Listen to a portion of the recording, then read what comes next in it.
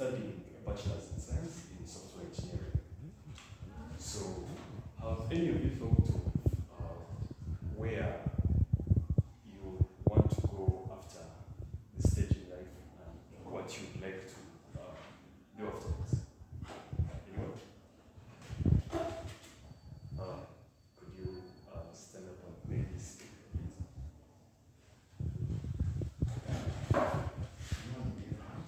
My name is Revolutionize. After high school, most of us are looking forward to continuing campus, Makerere, different campuses, offering, pursuing different faculties. Some of us medicine, others computer science, IT, bachelor's, so Okay. So, I know you people hopefully being given career guidance, and maybe you're thinking about what you want to do after it. So, I would also want to bring my point of view, and as someone who also did computer studies, I would also want to give you a glimpse of if you continue with this path, how you will end up. So, as I mentioned before, I am studying a bachelor's in science in software engineering. Makerere University has a lot of competing courses, but that's one of them. And currently, I'm an intern at an organization called IoT-Ra, Kampala. You may or may not have heard of it, depending on how into technology in Uganda you are. But it has developed a lot of innovations in the country that are being used by some ministries even. We collaborated with the ministry that is in charge of weather and meteorological events and created for them a system that can predict storms. And that's actually a system that they use currently to tell farmers that this is the season for planting, this is the season for planting, and all that. So it's an actual viable path you can pursue. So the core of the institution which I'm in is a technology called Internet of Things. Does anybody here have any idea what that could be? So Internet. Okay, so Internet of Things. Okay, all of you hopefully know what the Internet is. Yes. So Internet of Things, to simplify things extremely, it's trying to combine the internet with physical objects. So it has an extremely simple premise, but from there you can go on to create a lot of useful applications from there. For example, back to the weather monitoring system. You guys remember the weather stations which you studied in lower secondary and maybe primary. So now, before we created a way to compress all of those systems into one piece of hardware, and created a software that can analyze the environmental conditions and then give the ministry feedback as to what to tell the farmers to do, whether to plant or to delay planting because it's, let's say, dry season or something. So now, from there, that's just one example. Have you people heard of smart appliances? Like a smart fridge, smart car? Yes, all of those things. Those technologies all implement Internet of Things. You basically have a normal object, like let's say a fridge, then you embed it with sensors and actuators. Those are basically hardware that can actually do something. It's not just about observing what is going on. You should be able to do something about it, which is the entire core of IoT.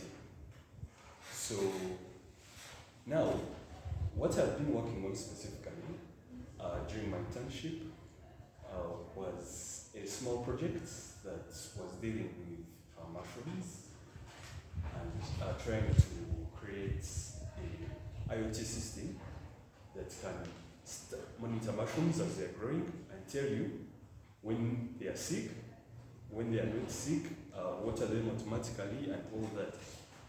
So why is this important? So that is not our end goal. That's just a proof of concept. Like, we are trying to find out, is this a viable idea to pursue? So if this project that we are going through succeeds, we can continue from there to scale that project up, and we now start, let's say, monitoring the entire farms of coffee, or entire farms of maize or what. Because we have known that this can work, it is a viable thing, we should go for it. So all of that is implementing Internet of Things as well. In this small mushroom farm that we had, we have a small sensor box that has a microprocessor and microcontrollers. Basically, imagine these computers, but a lot smaller, but they don't have a lot of this computing power, but they can send information to, let's say, your other computer here, which you can look at later on and maybe do something about it. So that small microcontroller, that small computer, has sensors. It takes that when there is not enough moisture in air, because mushrooms need a lot of moisture in air, like 80%. So if there is not enough moisture in air, you can trigger a humidifier and put water into the air. If there is too much carbon dioxide in the surroundings, you can turn on the fan and it will blow the carbon dioxide out and try to bring in more oxygen, and so on, to try to create the ideal conditions for growth of mushrooms. So now, such a system can be applicable, let's say, in a greenhouse setting, like if you're growing mushrooms in a building, or if you're growing if you're growing crops, let's say, indoors. But we can also scale that system up to actual farms, though it would work a little bit differently, but the core would be the same. Now, for a live farm, you could maybe try to employ drones that have that same software that you could, that whenever it detects that, let's say, there is this disease, it can tell you, put in the chemicals, and then, let's say, the drones go around spraying insecticide. Because remember, insecticide, long-term exposure to it can really affect your lungs and breathing and all that. So we can save both money and the farmer's life as well, and give them enough time to focus on other things that are important in the agriculture sector as well. For example, value addition. Instead of now putting 90% of their efforts in growing this maize and reaching it, bringing it to full growth, you can now focus your efforts on what can I do to make this maize even more marketable. Let's say I can now create a mill here in my own farm, and then start creating maize flour, or start maybe creating, let's say, food out of that maize, like biscuits and what, instead of now putting all of my efforts solely into farming. So you see, as we are moving this in such direction, we'll be moving, we'll be bringing at the economic level of the country just up a little bit, such that more people, including those people in the villages, have access to money.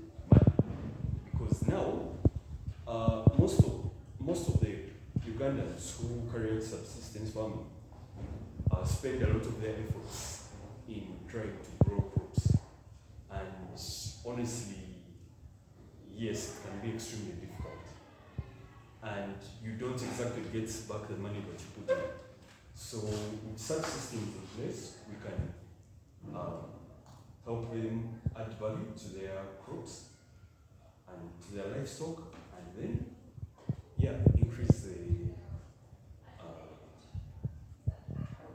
increase the money everybody has in this country. So with that being said, thank you for listening and thank you for giving me your attention. And if you would like to ask me any questions in relation to this talk we have had,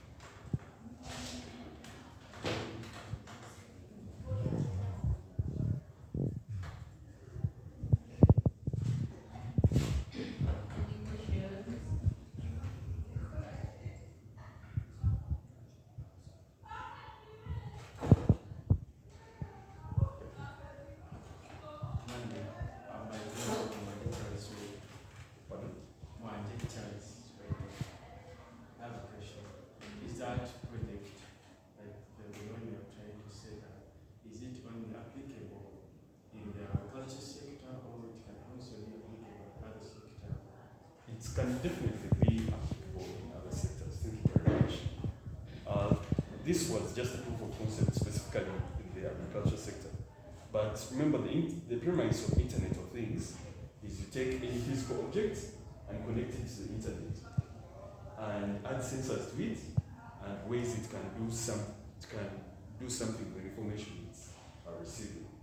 So yes, which industry do you now be interested in? Let me give you an example. Any sector that I'm interested in. Okay. Okay, education. Okay, let's say the teachers are the students and they are being burdened, and part of the teachers' roles is marking exams, setting up a teaching schedule, monitoring students, and all that. So you can have, let's say, devices which students have on them, and so through those devices, let's say, you can find out the feedback from the students, find out if they've understood this. If not, the teacher can put more efforts in that direction. Or let's say it can give you a recap of what the teacher has taught, or something of the sort. You could have such devices mark exams and then tell you where most of the students have not really understood stuff well, and so she can focus her efforts in that direction, and so in such a direction. Yes.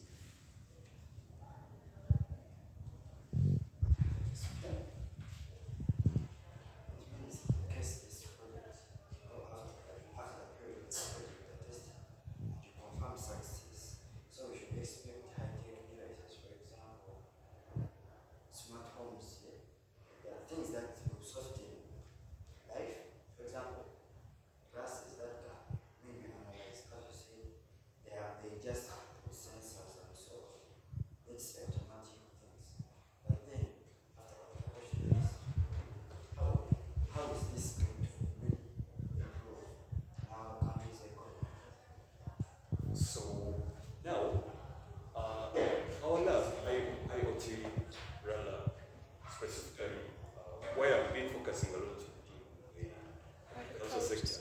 That's also the one which we focus on a lot, because we are working with the National Meteorological Authority. So we develop technologies for them. We deal with things to do with weather, beekeeping, livestock keeping, even crop growing as well. So that's our main focus as us. But you can extend IoT to all other fields you can think of as well.